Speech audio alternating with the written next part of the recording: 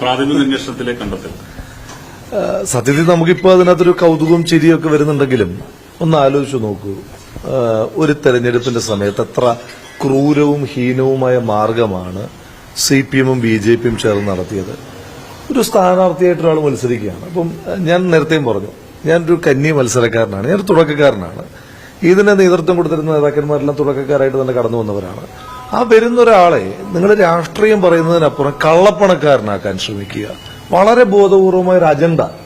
ഒന്നാലോചിച്ച് നോക്കുക, എത്ര ദിവസമാണത് ഇവർ എന്നെ നിഴലിൽ നിർത്താൻ ശ്രമിച്ചത്.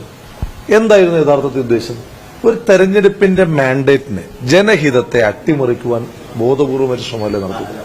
ഞാൻ ഈ സമയത്ത് ഏറ്റവും അധികം നന്ദി പറയുവാൻ ആഗ്രഹിക്കുന്നത്, ഇപ്പോഴാണല്ലോ പോലീസ് അന്വേഷണത്തിലൂടെയും മറ്റും നിഗമനങ്ങളിലൂടെയും മറ്റും പെട്ടിക്കകത്തൊന്നുമില്ല എന്ന് കണ്ടെത്തിയത്. പെട്ടിക്കകത്തും ഇവരുന്നയിക്കുന്ന രാഷ്ട്രീയത്തിനകത്തും ഒന്നുമില്ല എന്ന് തിരിച്ചറിഞ്ഞ പാലക്കാട്ടെ ജനങ്ങൾക്ക് ഹൃദയാഭിവാദ്യം അർപ്പിക്കുവാൻ ഞാൻ ആഗ്രഹിക്കുകയാണ്. ഇതൊക്കെ വിശ്വസിച്ച് മാൻഡേറ്റ് മറ്റൊന്നായിരുന്നുവെങ്കിൽ ഇന്ന് നമുക്ക് എങ്ങനെയായിരുന്നു ഇത് ചർച്ച ചെയ്യാൻ കഴിയുക? അപ്പൊ അതുകൊണ്ട് ജനങ്ങൾ പ്രബുദ്ധരാണ് എന്നുള്ളൊരു ബോധ്യം, ആ ഒരു ബോധം ഇനിയെങ്കിലും ഈ CPM-ന്റെ BJP-യുടെ നേതാക്കന്മാർക്ക് വേണം.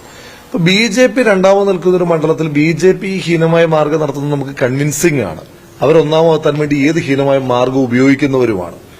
പക്ഷേ BJP രണ്ടാമത് നിൽക്കുന്ന ഒരു മണ്ഡലത്തിൽ BJP-യെ ജയിപ്പിക്കുവാൻ CPM-ന്റെ നേതാക്കന്മാർ, ഒരു മന്ത്രിയും ആ മന്ത്രിയുടെ അളിയനും നടത്തിയിട്ടുള്ള ഈ രാഷ്ട്രീയ നാടകം എന്തിനു വേണ്ടിയിട്ടായിരുന്നു? CPM-ന്റെ സംസ്ഥാന സെക്രട്ടറിയും BJP-യുടെ സംസ്ഥാന പ്രസിഡന്റും ഈ വിഷയവുമായിട്ട് ബന്ധപ്പെട്ട് ഉയർത്തിയ ആരോപണങ്ങളെല്ലാം ജലരേഖയ്ക്ക് പോലും ഇതിനേക്കാൾ തെളിച്ചുണ്ടാകും, അല്ലെ? കുറച്ചു നേരത്തേക്കെങ്കിലും വെള്ളത്തിൽ വരയ്ക്കുന്ന ഒരു വര അതങ്ങനെ തന്നെ നിൽക്കുമല്ലോ.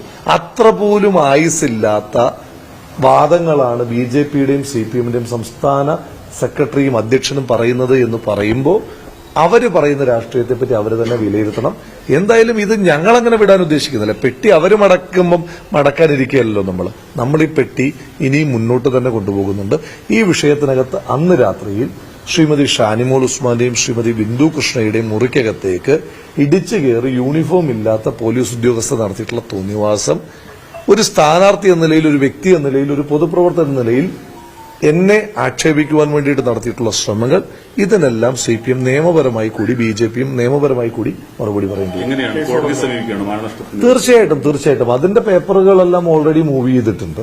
മാനനഷ്ട കേസുമായി ബന്ധപ്പെട്ട പേപ്പറുകൾ മൂവ് ചെയ്തിട്ടുണ്ട്.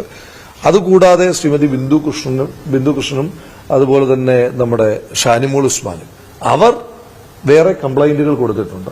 ആ വിഷയങ്ങൾക്കകത്തൊക്കെ ഞങ്ങൾ പിന്നോട്ടില്ല.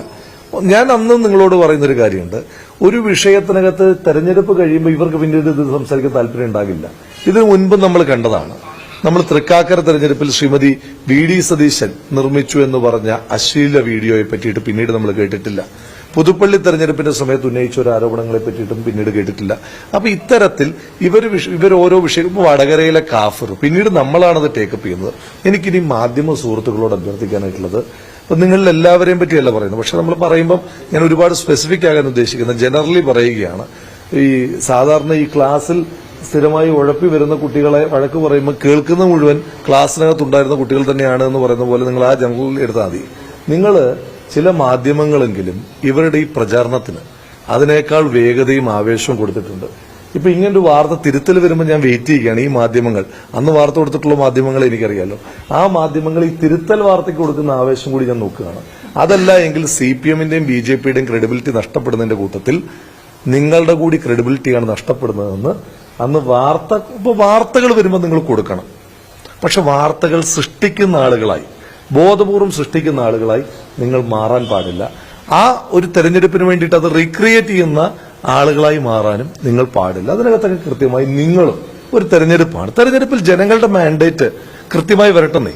അത് ആരെങ്കിലും ഒരാളെ സഹായിക്കാൻ വേണ്ടിയിട്ട് ഒരാളെ സഹായിക്കാൻ, അല്ലെങ്കിൽ ഏതെങ്കിലും ഒരു മുന്നണിയോ ഒരു സ്ഥാനാർത്ഥിയെ ദ്രോഹിക്കാൻ വേണ്ടിയിട്ടുള്ള നയം പാർട്ടി ചാനലുകൾ എടുക്കട്ടെ, അത് നമുക്ക് മനസ്സിലാക്കാം. അല്ലാതെയുള്ള ചാനലുകൾക്കും പാർട്ടി ചാനലുകൾക്കും തമ്മിൽ എന്തെങ്കിലുമൊക്കെ വ്യത്യാസം ഉണ്ടെന്ന് ജനങ്ങൾക്ക് കൂടി ബോധ്യമാകുന്ന രീതിയിലുള്ള പ്രവർത്തനം അത്തരം മാധ്യമ സ്ഥാപനങ്ങൾ കാണിക്കണമെന്ന് കൂടി അഭ്യർത്ഥിക്കുന്നു.